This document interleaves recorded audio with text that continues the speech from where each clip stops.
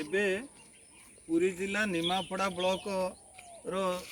ରଟିलो पंचायतर शेउलखाल ग्राम रे आमे पहुँचीचु। ये देखो रास्ता कि शोचनीय होती यहाँ गोटे जोर सफेद अच्छी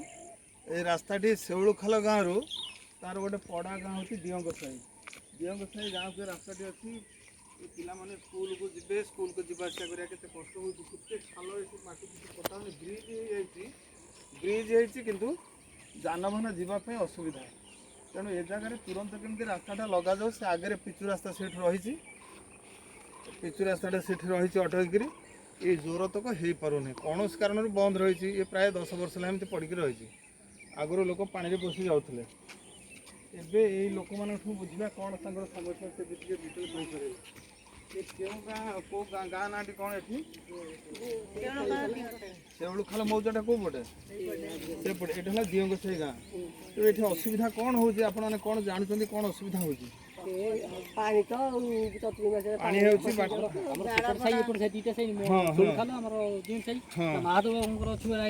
महादेव तो गाँ ठाकुर एपटे लोक ये गोटे आम आदर्श शिक्षा केन्द्र महसपड़ा आदर्श स्कूल है से गाँव से स्कूल छात्री जनक तुम ना कौन कौन तुम घर टी कौ पटे शेउलखाल केमी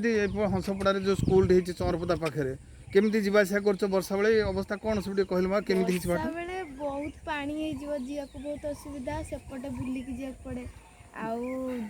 आमती नॉर्मल रे भी जब टिके वर्षा हो पूरा कादू रास्ता देखा कादू एबे रास्ताटा केमती करवा आमर विधायिका जे से पुणी डेप्यूटी चीफ मिनिस्टर अच्छा भी जनइबा केमती रास्ताटा तुरंत हो आज आम शुणु कहबी कि मैडम आपण जदि भी वीडियो देखुं तो आम रोड विषय किसी कथा हूँ कि एमती रोड माने रोडटा जमी काम हो पारू आमती लोक एपटे माने मंदिर भी एपटे अच्छे लोक भी आसुच्चंती बहुत बहुत असुविधा होची सेपटे प्राइमरी स्कूल भी शेउलखाल मुक्तेश्वर विद्यालय बहुत पिला सेपटू भी स्कूल जाउचंती असुविधा होची मु भी सेपटू आसी आउरी असुविधा होची तो रोडटा काम अंगनवाड़ी भी सेपटे तो यही सब सुविधार केମିତି समाधान हो आमे हमरो विधायिका को अनुरोध करबा एटा हमर तो रास्ता निया दरकार हां रास्ताटा तो हेई पानी कोन कारण बंद थला जगह रही तो जनकर पर्सनल जगह रही एपट तो ही परथांदा ना ना एपट नहीं अरे एपट सिना पर्सनल जगह अछि एपट तो एते जगह खाली अछि रास्ता तो एजा ही परथांदा